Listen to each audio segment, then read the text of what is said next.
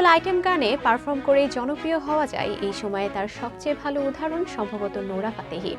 আজকাল তিনি অভিনয় করেছেন বটে, তবে সেটা তার নাচিয়ে হিসেবে পারফরমেন্সকে ছাড়িয়ে যেতে পারেনি। নেট দুনিয়ায় বহুল চর্চিত এই তারকাকে নিয়ে ভক্তদের প্রশ্নের যেন শেষ নেই।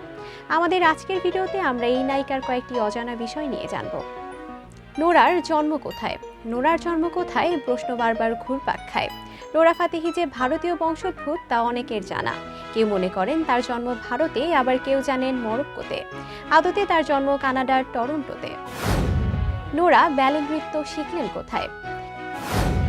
এত ভালো ব্যালে নৃত্য নোরা শিখলেন কোথায়?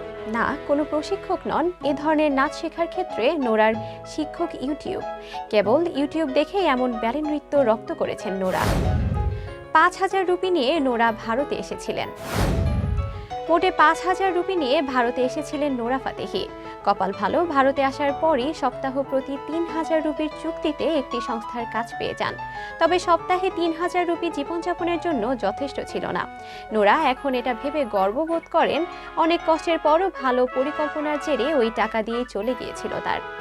হিন্দি, তামিল, তেলেগু ছবিতে অভিনয় করেছেন। গত কয়েক বছরে আইটেম গানে তার পারফরমেন্সে নোরা ফাতেহির অভিনেত্রী পরিচয় ঢাকা পড়ে গেছে। কিন্তু অনেকেই জানেন না, হিন্দি তো বটেই, তামিল, তেলেগু ও মালায়ালাম ছবিতেও অভিনয় করেছেন তিনি। ইংরেজি আর হিন্দি তো বটেই, আরও কয়েকটি ভাষায় সাবলীল নোরা ফাতেহি। বলতে পারেন আরবি, ফার্সি সহ আরও কয়েকটি ভাষা। আইটেম গানে নোরা কতটা জনপ্রিয়? আইটেম গানে নোরা কতটা জনপ্রিয় সেটা বোঝাতে সত্যমেব জয়তে সিনেমার দিলবার গানটি যথেষ্ট, যা ২০১৮ সালে মুক্তির পর ২৪ ঘন্টায় ২ কোটি ভিউ পেয়ে রেকর্ড করে। তখন মুক্তির পর প্রথম দিনের সবচেয়ে বেশি ভিউ হওয়া গান ছিল দিলবার। আপনি যদি এই পর্যন্ত আমাদের ভিডিওটি দেখে থাকেন, তাহলে লাইক, শেয়ার করে আমাদের সাথেই থাকুন।